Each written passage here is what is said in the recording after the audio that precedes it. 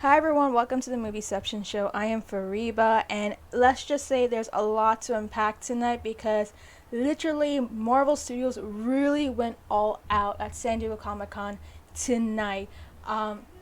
We had a couple trailers, we had a lot of big announcements. I'm super excited to go and go into deep dive to it. As you can see, I'm very much in a lot of makeup, and that's because I was actually out while the whole announcements were being made. But that being said, that didn't stop me from checking out the latest on the news, and definitely was on Twitter checking out what was going on, the announcements and everything. But I did hold up on watching any of the trailers.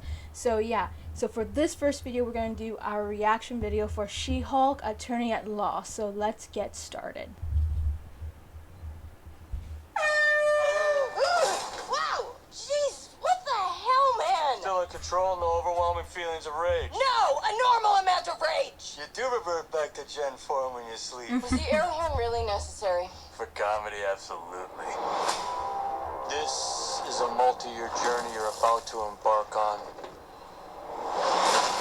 Yeah. Who's your best friend? Nikki.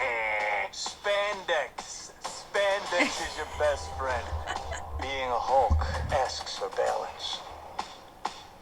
Oh wow. You have so much more to learn. Yes! So I'm clearly nailing it at all these things.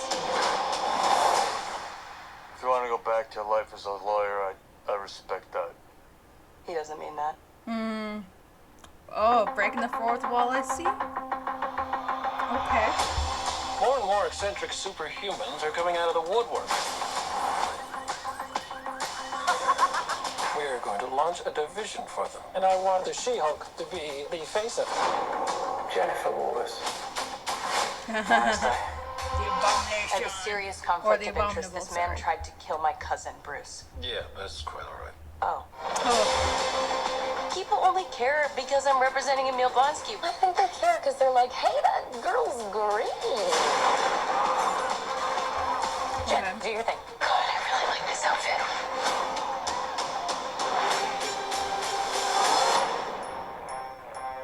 I'm not proud of this. Miss Walters, we answer to a Okay. higher power. Our universe is on the edge of a precipice.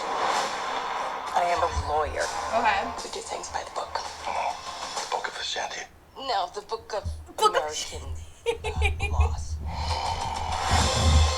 Whether you like it or not, you're now a superhero. Let's do this. You know that friend you had in high school who was way cooler than you were attractive, got all the attention from everyone? Hello. I think I'm jealous. Is that what I'm feeling?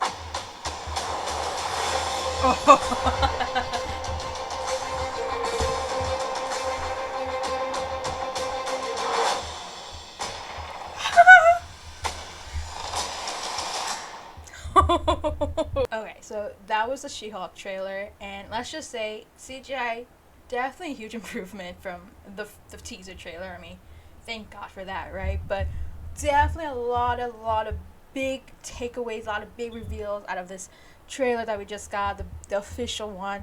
And of course, we're just about, I think, even less than a month away from the series, so of course we actually needed an official trailer for a while. But yeah, lots to really just break down from here, right? So one thing that really interested me was the fact that in terms of just Jennifer Walters, who just really just already started transforming as a She-Hulk, she's gotten a better grasp at trying to figure out her strengths and her agility more so than Bruce. And I love the whole cousin dynamic between her and Bruce, just because again it sounds as if there might be more of like the comic book origins, where it's very likely maybe for a fact that Bruce was able to transfuse blood from himself to Jennifer. We don't know exactly what may have caused the sort of incident, but literally love the whole cousin dynamic that we're seeing here. I mean, it's really nice that we're seeing a bit more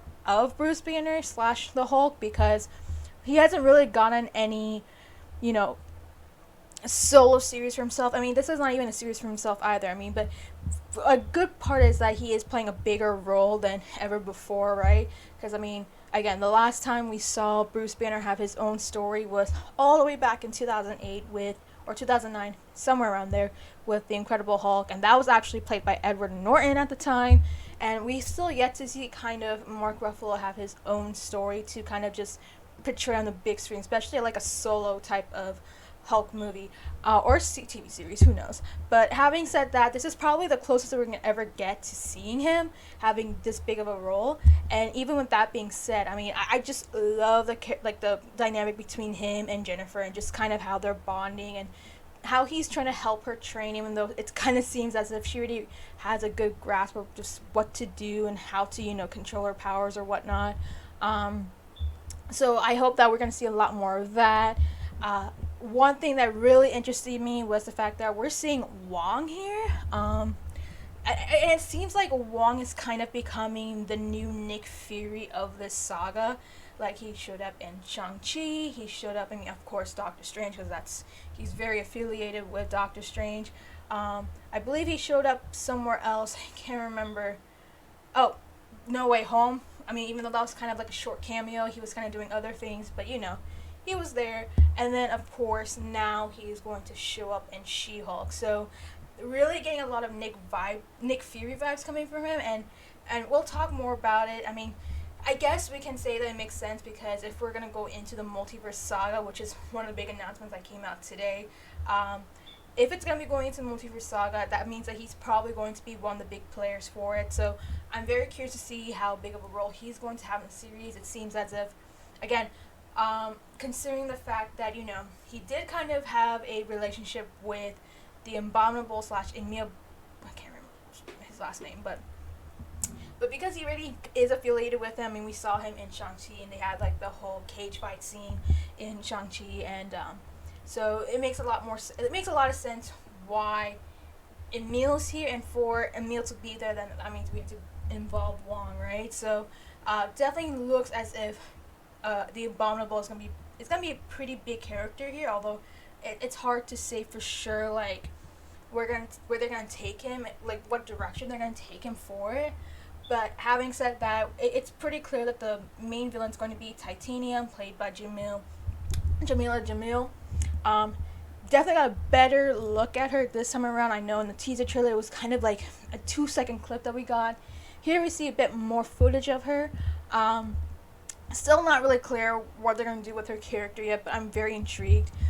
But I think the biggest part from this trailer, of course, is the last 5 seconds, which is we see the Daredevil, or a glimpse of the Daredevil, or just a seemingly figure of the Daredevil.